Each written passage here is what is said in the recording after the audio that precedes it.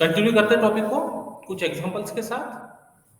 First example, prove that if an ideal U of a ring R contains a unit of R, then U equal to R।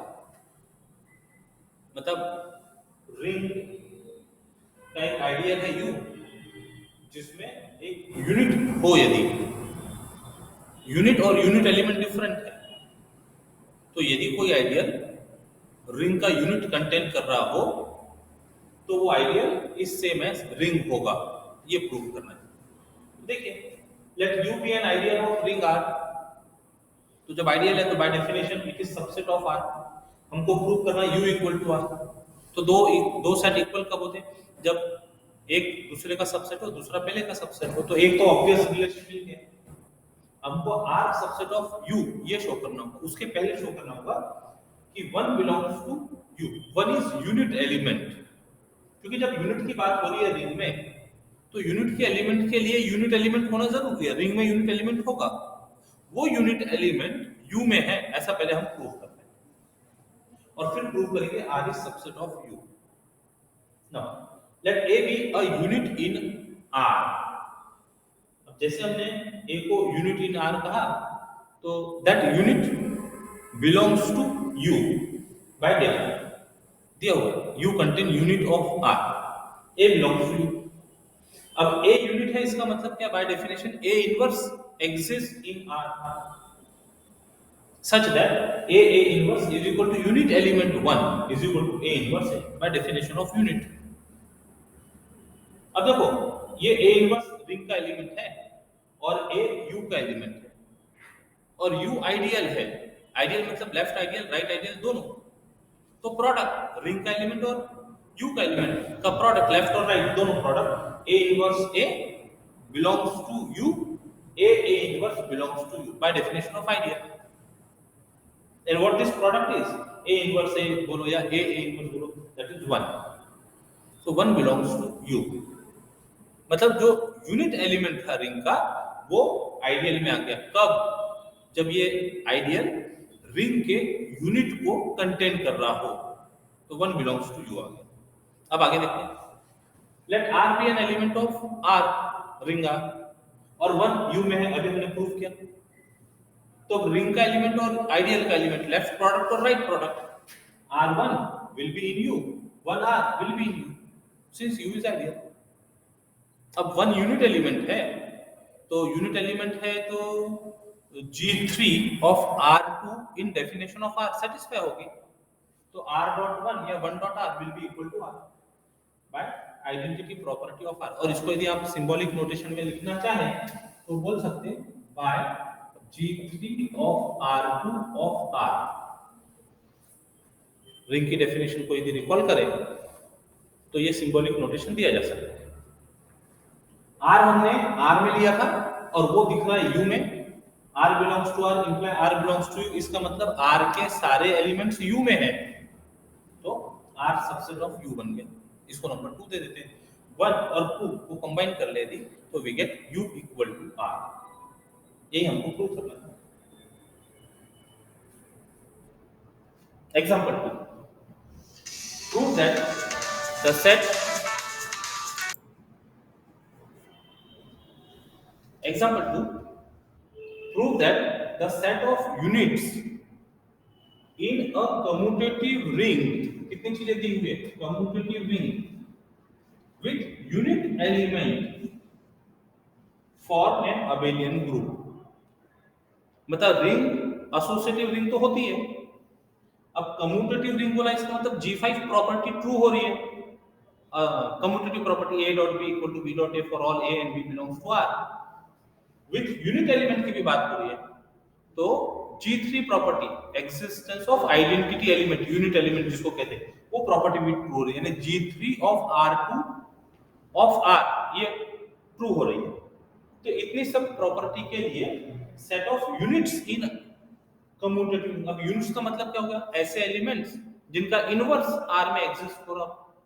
तो elements का inverse exist हो रहा मतलब G4 of R2 of R, ये भी true हो रहा है। ऐसे एलिमेंट जिनका इनवर्स एग्जिस्ट हो रहा हो। For all elements inverse exist की बात नहीं हो रही है, यूनिट्स बोला है, तो यूनिट वो एलिमेंट कहलाएंगे जिनका इनवर्स एग्जिस्ट हो रहा हो। ठीक है, तो एक हम पहले सेट कंसीडर कर लेते हैं, set of units of R, और प्रूव करेंगे कि it is an abelian group. Proof, let G be the set of all units। बार बार इंडिकेट कर रहे यूनिट्स अलग है, यूनिट एलिमेंट अलग है। In a commutative ring R with unit element 1, हमने नोटेशन दे दिया विथ यूनिट एलिमेंट 1। अब G को प्रूव करना है अबेलियन ग्रुप, इसका मतलब with standard notations we prove G1 G2 G3 G4 holds. तो सबसे पहले बात करते हैं G1 की, तो दो एलिमेंट ले लेते हैं, late A and B belongs to G। तो G is collection of all units है, तो this A and B are units in R। Units है इसका मतलब उनके इनवर्सेस एग्जिस्ट होंगे, A inverse B inverse exist in R, और R ring है तो वहां क्लोजर प्रॉपर्टी सेटिस्फाई हो रही है। ये दोनों का product A inverse B inverse भी एग्जिस्ट होगा R में, B इनवर्स A इनवर्स भी एग्जिस्ट होगा R में, हम B inverse A inverse exist in R लिख रहे हैं बाय क्लोजर प्रॉपर्टी, मतलब G1 of R2 of R। अब ये B inverse A inverse reversal law से ए बी का इनवर्स लिखा जा सकता है, ए बी का inverse exist in R by reversal law. मतलब ए बी का इनवर्स एग्जिस्ट हो रहा है, इसका मतलब ए बी यूनिट बन गया, A B is unit in R. अब ए बी यूनिट बन गया आर का, तो ए बी जी में चले जाएगा, G content set of all, G is set of all units in R, तो a b belongs to G. हम तो कोई दो एलिमेंट लेकर शुरू किए थे, उनका प्रोडक्ट जी में दिख रहा है, तो we can write A dot B belongs to G for all A comma B belongs to G, that means G1 holds। बात करते हैं एसोसिएटिविटी की, तीन एलिमेंट लगेंगे, ले लो तीन element, let A comma B comma C belongs to G। अब G set of units in R है, मतलब G सबसेट ऑफ R है, तो ये तीनों एलिमेंट R में चले गए। R रिंग है, तो रिंग में associative property for multiplication true होगी, A dot BC is equal to A dot B dot C by associativity of ring, symbolic notation में G2 of R2 of R। तो ये तीन एलिमेंट G में थे, उसके लिए प्रॉपर्टी सेटिस्फाई होते दिख रही, therefore we can say that this is true for all elements A B C of G, that means G2 holds।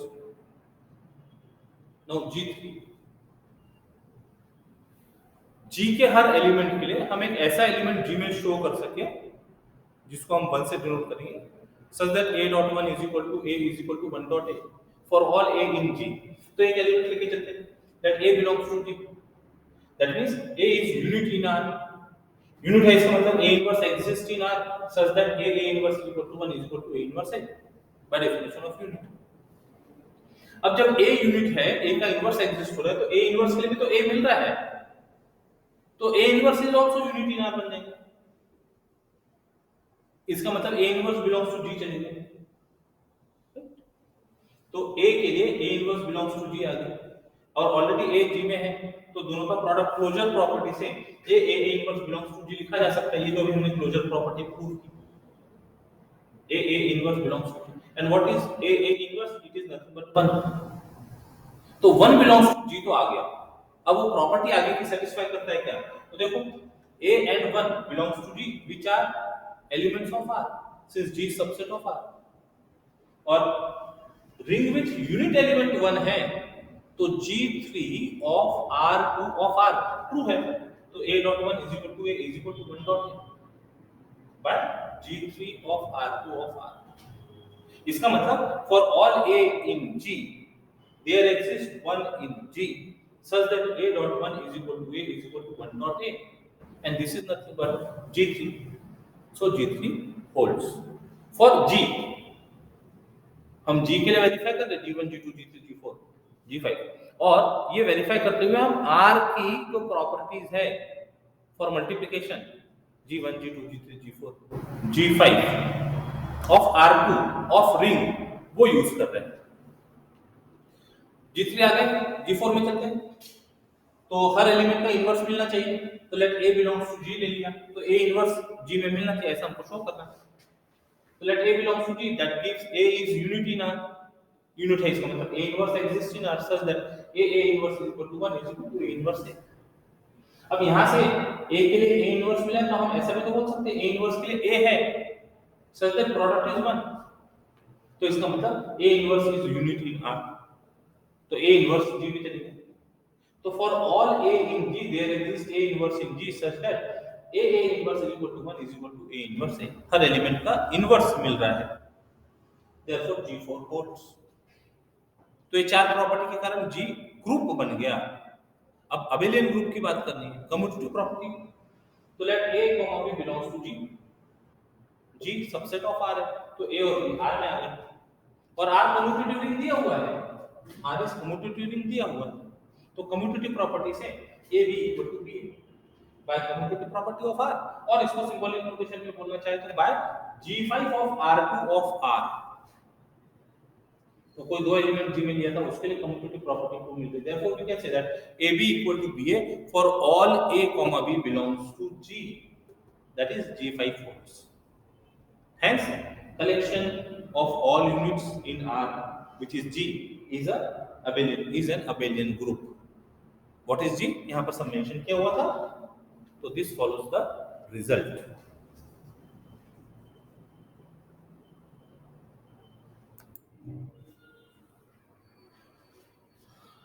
Next definition, associative elements. Associative property अलग होती है, यहाँ एसोसिएटिव एलिमेंट डिफाइन किया जा रहा है। Let R be a commutative ring with unit element. तो ये जब ये वर्ड्स आते हैं ना हमारे सामने, commutative ring with unit element, तो प्रॉपर्टी वाइज ध्यान में आना चाहिए।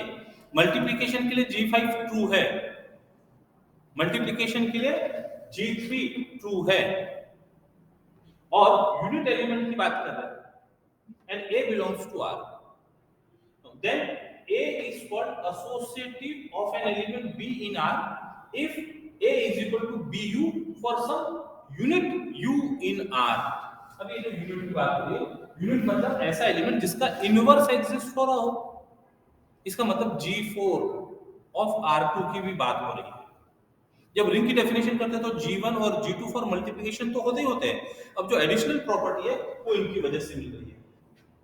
G3 मिल गया यूनिट एलिमेंट की वजह से, G4 मिल गया यूनिट की वजह से, और G5 मिल गया कम्यूटेटिविटी की वजह से। तो डेफिनेशन सेज कोई एलिमेंट रिंग का एसोसिएट कहलाएगा किसी दूसरे एलिमेंट को जब हम लिख सके कि first is product of second with some unit element. अब यदि ऐसा हो रहा है तो हम यूनिट एलिमेंट है, इसका मतलब इनवर्स भी एग्जिस्ट होगा। बाद में रिजल्ट में देखेंगे कि A यदि एसोसिएट विद B है तो B is also associate with A हो जाएगा, मिलेगा, यानी सिमेट्रिक प्रॉपर्टी की बात कर रहे हैं। तो जब ऐसी सिचुएशन हो तो we say that A and B are associate elements in R। एक रिजल्ट एग्जांपल के फॉर्म में ले रहे हैं, in a commutative ring with unit element prove that relation A is an associate of B is an equivalence relation। अब पता है equivalence relation मतलब ऐसा रिलेशन जो रिफ्लेक्सिव हो, सिमेट्रिक हो, ट्रांजिटिव हो, ऐसा रिलेशन इक्विवेलेंस रिलेशन कहलाता है। तो हम एक सिंबल से डिनोट कर देते हैं ये जो वर्ड्स में दिया है उसको, और उनके लिए ये तीनों रिलेशन वेरीफाई करते हैं। Given that R is commutative ring with unit element 1, हमने अपनी तरफ से दे दिया नाम R commutative ring with unit element 1। A और B एलिमेंट्स ऑफ R लेकर सिंबल दे दे A related to B, tilde symbol है, A related to B by A is an associate of B। तो डेफिनेशन अप्लाई करते हैं, A is associate of B का मतलब क्या होगा?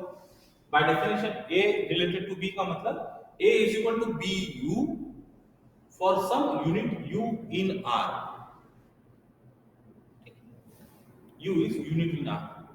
Now we want to prove that this relation is an equivalence relation on R। Elements R से लेने होंगे, तो फर्स्ट रिफ्लेक्सिव, उसमें प्रूव करना होगा A related to A for all A belongs to R। तो एक एलिमेंट ले लेंगे A, उसके लिए हम लिख सकते हैं A is equal to A dot 1। कहां से आया ये? By G3 of R2 of R।